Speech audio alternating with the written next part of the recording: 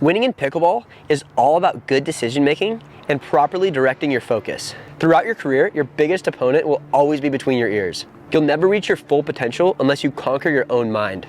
So I want you to think of today's video as a pre-match reminder of what you need to focus on to give yourself the best chance to win. Trust me, if you aren't thinking about these while you play, you're inevitably going to play worse. That said, I encourage you to watch this video once initially and then to rewatch it before any important matches as a pep talk to give yourself the best chance to win. So let's get into it. I don't want to give you too much to focus on, so we're just going to go over the 5 main things that you want to have top of mind whenever you play. The key theme here is when you're competing, you want to focus on what you have control over. The first thing is that you want to focus more on your footwork than your technique. This is a common mistake that I see so many players mess up. Don't get me wrong, your technique's really important, but if you're going into a match, your technique should already be set in stone. You shouldn't be thinking about your grip on your dinks or how big of a swing you're going to take on your drops. These are all things that you should figure out beforehand. So in your next match, whether that's today or next week, make sure you're not worrying too much about your technique. A lot of the time when players do this, they end up neglecting their footwork. If you're reacting slowly to balls and getting to them late, this will literally bring everything down in your game.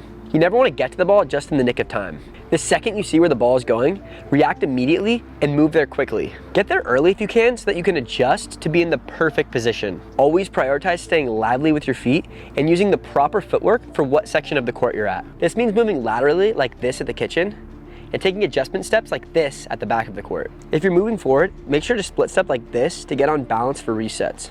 One thing I want to say is that just because you're watching this video doesn't mean that you're going to automatically focus on this the rest of your matches. I guarantee in your matches, your focus will slip at some point and your footwork will get lazy. If you're watching this, you know that every once in a while you'll miss a ball because you were a little too casual. The key is that you recognize this as quickly as you can so you can get your footwork going again.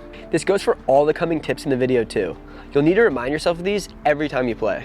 That's why I recommend watching this video multiple times. The next thing that I want you to think about is that you should never let the score affect your level of effort. Yeah, he's right. Let's try to win, but not win by too much. Wait, we don't want to win by too much?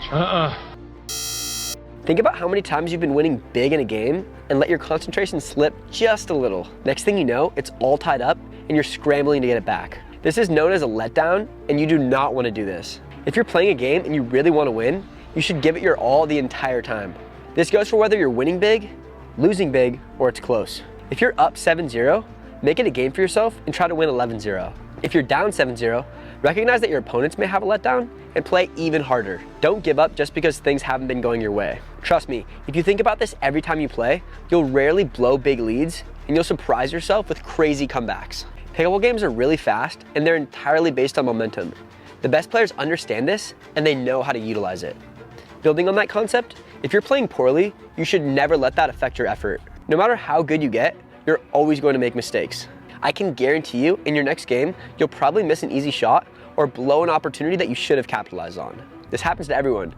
Pickleball can be a frustrating game. The best players know this though, and they go into matches ready to make mistakes. The key is that when this happens, you immediately bounce back and don't get discouraged. When it comes to this kind of stuff, you want to have a short memory. A very common saying in racket sports is that you want to focus on one point at a time. Every point is a completely isolated situation that has nothing to do with one before it. So regardless of whether or not you're winning, losing, or just missed an easy shot, enter each point with a fresh perspective and 100% focus. Moving on, every player has a specific game style. Maybe you're the type of player that likes to use their soft game, or maybe you're an aggressive player that prefers power. Regardless, your strengths and weaknesses are not going to change during a match. What will change is who you're playing against. Because of this, whenever you're playing, you want to think about how to adjust your game to best play the team standing on the other side of the court. Adapt to survive. If your normal game style isn't working, then you need to adjust your strategy. Usually, this means gauging how aggressive you should be against a given team. If all the hard balls you hit are working, then you should keep doing this.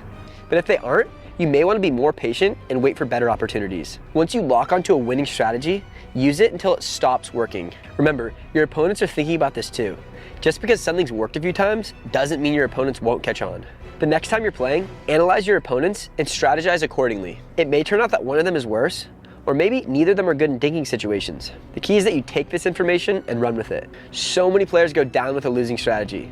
Don't let this happen to you and adapt to survive. This next one may seem obvious, but it's probably the most important part of preparing for a match, so I had to include it. I'm talking about getting a good warm-up. Think How many times have you gone out to play where the first game of the day was a total dud? If you don't warm up properly, this most likely will happen to you too. The key is to get that first game out of the way, so during your first real game, you're ready to compete. So let's go over the 3 main components to a good warm-up. The first is the physical aspect. Before you even pick up your paddle, you should go through what's called a dynamic warm-up. This is where you do a series of short stretches that warm up different parts of your body. This means your legs, your arms, and your core. Don't be the guy that gives me 2 of these and gets going. If you want to play at your highest level and prevent injuries, you need to make sure that your body's ready to go. After you're done with this part, you want to start off with some drilling for specific shots. You should always try to go through every shot. I have a bunch of drills in my other videos, so I'm not going to go over that here. Lastly, try to get a practice game in. If you're playing recreationally, then this can just be your first game of the day. But if you're in a tournament or league, try your best to play at least 1 game with another team there before you compete. This will get rid of the initial shock that comes with the very beginning of competition. Trust me, a good warm-up can be the difference between a win and a loss, so try your hardest to make this happen if you want to give yourself your best chance. If you don't have anyone to warm you up, we created the Dink Pad and Dink Master to be your new warm-up partners. With the Dink Pad and Dink Master, you can have the entire drilling portion of your warm-up taken care of before you even get on the court. This is an awesome way to get an edge over your opponents. You can do dinking drills for accuracy, quick hands drills to fire up your reflexes and touch, drives, resets, and so much more. If you want to check out the Dink Pad or Dink Master, head to the link in the description. This last tip is something that I'm constantly having to remind myself about when I'm playing. I'm talking about being patient. Think about how many times you've lost points because you went for big shots at the wrong time. It's good to mix it up sometimes, but 75% of the time, you want to be very patient within the standard strategy of pickleball. Being the more patient player can easily be the difference between winning and losing. The question is, where on the court am I referring to being patient? The main place we need to be patient is when we're at the kitchen. We all know how tempting it can be to go for a dumb speed up, but as we all know, it's almost always better to wait for the right shot. Looking at this chart, we usually want to be patient in the yellow zone and the red zone. Once we get a shot in the green zone, that's when we want to go big. And if you're worried that your opponents are going to fire the ball at you first, just know that as long as you're keeping your dinks low and have a strong ready position, you should be in a good position to beat them if they speed it up on you.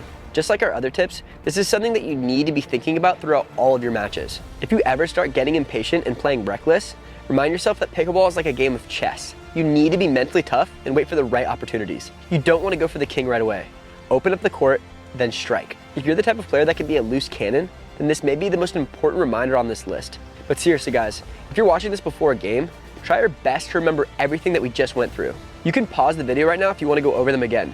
Maybe even screenshot this. Like I said, I encourage you to save this video so that you can re-watch it before all of your games. You can even just listen to the audio as you stretch or are driving to the courts. These are basic tips, but they should be programmed into the way you think when you're on the court. You don't want to realize you haven't considered them when the match is already over.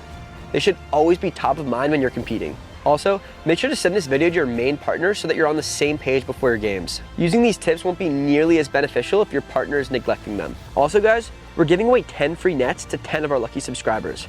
To enter, subscribe to our channel, hit the like button, and head to the link in our description.